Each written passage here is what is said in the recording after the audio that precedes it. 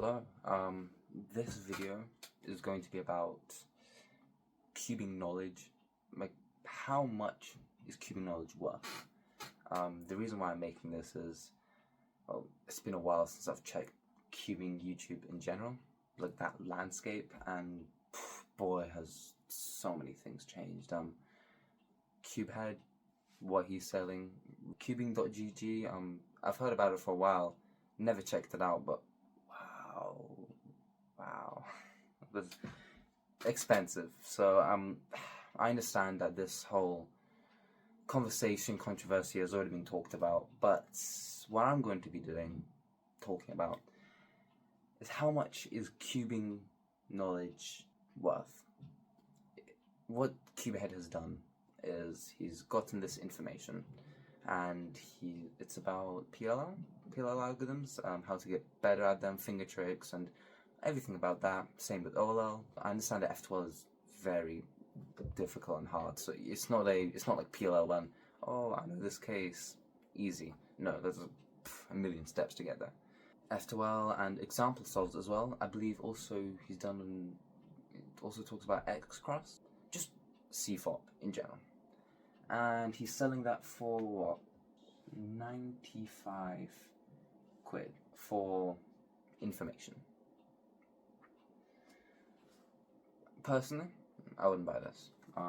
However, this is probably targeted for somebody who is serious about cubing, whatever that means, and who understands that this is almost like an investment, that buying this can get you a certain level, perhaps sub 10, sub 9, sub 8, sub 7, and by that point, then they can start making money out of it, which will pay off the 95 quid, I'm guessing.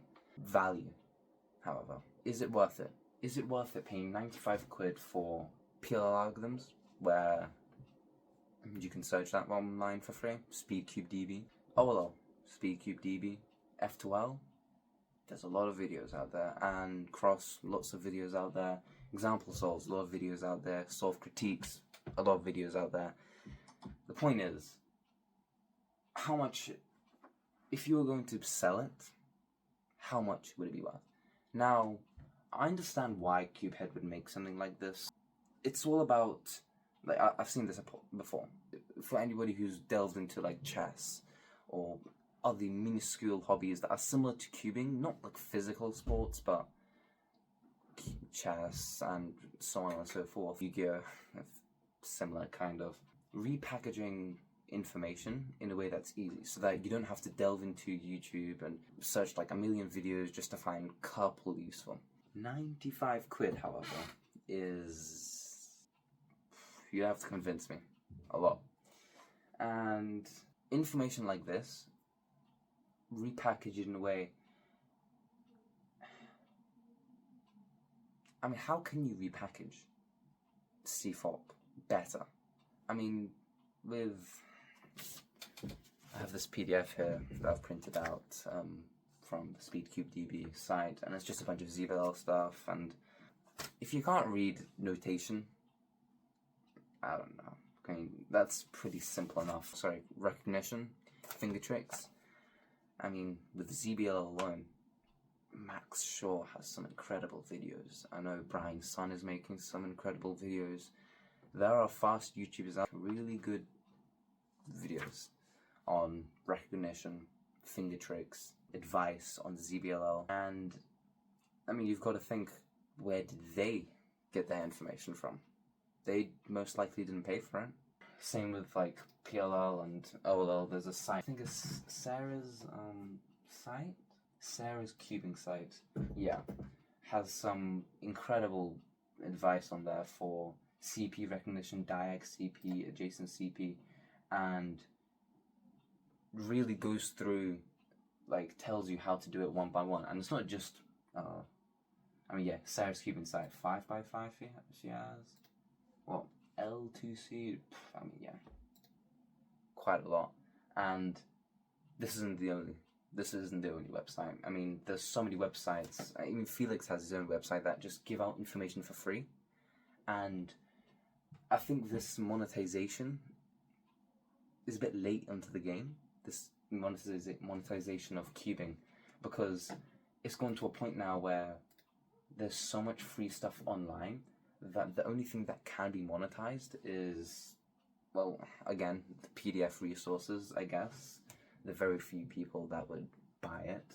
But I think for monetization, if someone was to make money out of cubing, the best ways would probably be through tutoring, courses, and personal tutoring sessions where, going through your like strengths and weaknesses. The site I'm looking at is, of course, cubing.gg. And, well, let's just say, looking at them, the pricing, you'd really have to convince me. Now, I don't have a stable income. I'm not the richest man in the world, so there's probably people out there that have a stable income and is willing to spend money on the sport, on the hobby. However, what is this? 3x3 cubing session, 80 quid for a 60-minute session. Fine, that's the more expensive side of it. Let's see. 3x3 cubing session, 30 minutes, 55 quid. 30 minutes, I mean, what? 10 minutes, well, 5 minutes you're going to be talking. 15 minutes you're going to be looking at the soles. And then, then you have 10 minutes just to see your weaknesses and how to get better at them. Of course, there's different price points. Cubing.gg isn't the only coaching service. I know cubers who offer 20 quid per session, an hour, 2 hours, 30 quid, 40 quid, and there's a whole different price range for it. And it appears to be priced based on how much you average. If you average 7 seconds, 6 seconds, 5 seconds, 8 seconds. I guess what I'm trying to say is that there'll always be a free alternative to anything. However, it's always a balance. Like, for example, football is the easiest example. You can search on YouTube free advice, but they'll only get you so far. I think in terms of how much free stuff there is, depends, versus how much there is behind that paywall is a lot. With cubing, however, how I see it, beyond sub 10, there isn't much. But I think beyond sub 10, after you've semi-mastered look ahead and first pair inspection, and you've maybe know some COL, some like CP recognition, maybe a little bit of ZBLL and cross, you're doing some X crosses as well. At that point, you're kind of smart enough, I guess, to just look at yourselves and see, this is what I need to improve on. Maybe you can just like film yourself and say, the cross took 1.3 seconds. Well, there's a rule out there that says the cross should take 10% of your solve, and well, if you're averaging 9 seconds, cross should take 0.9 seconds. And if it's taking 1.3 seconds, that's definitely something I should improve on. Boom. That's how you improve. Maybe at like averaging like sub 7, maybe if you want to be world class, this will be something worth it. However, how much is information worth? Depends. Perspection, value.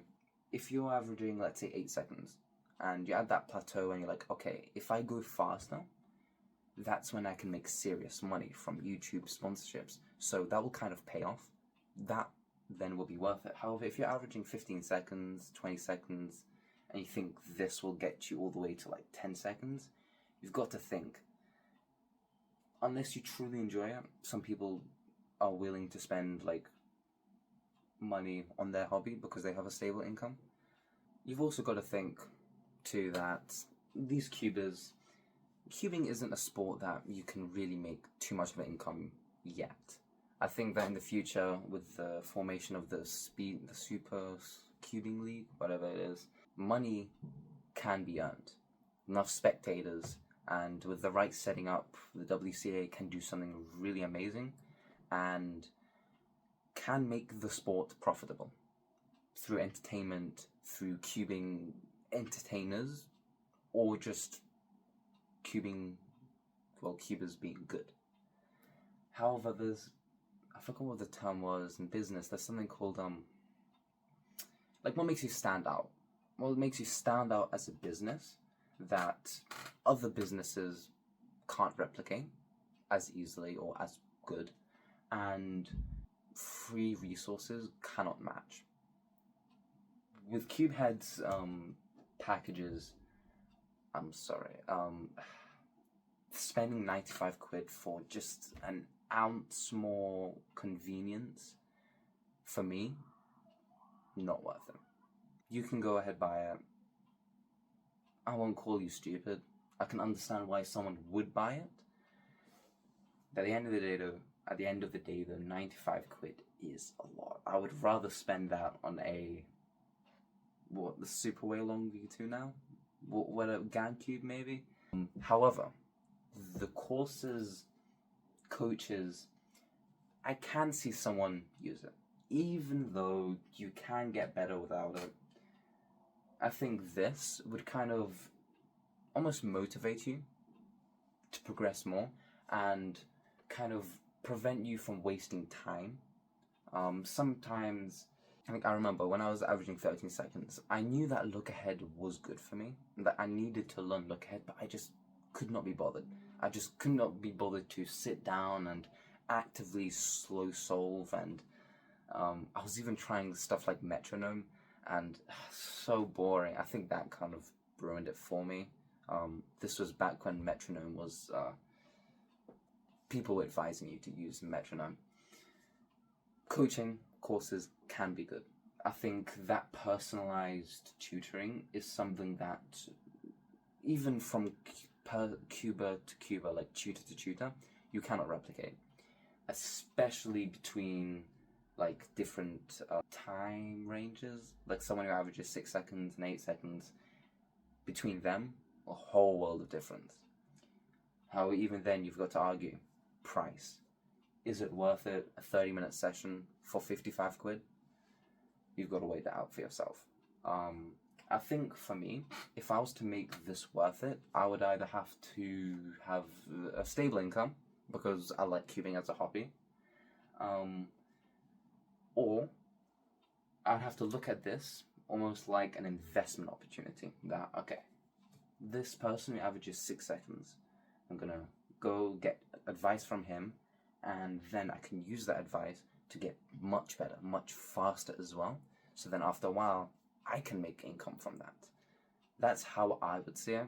Maybe I'm different. Some people probably just would like to spend 55 quid just to get better, because maybe they enjoy the hobby. I mean, hobbies are one of those things that you can't really tell people to do this or that, because they just like it. That's the point of a hobby, you just like it. So maybe at the end of the day, doing this, buying, isn't really a problem. Maybe we should just let Cubehead, let cubinggg.gg be, and just move on with our life. And we shouldn't complain. I just realized on Cubehead's Cube Academy thing, instead of saying like save 35 quid, I think it would have been a wonderful opportunity to say like get 3 for the price of 2, because his lowest priced one is 30 quid. And if you're saving 35 quid, I mean, I don't know what I'm saying. Bye-bye. No.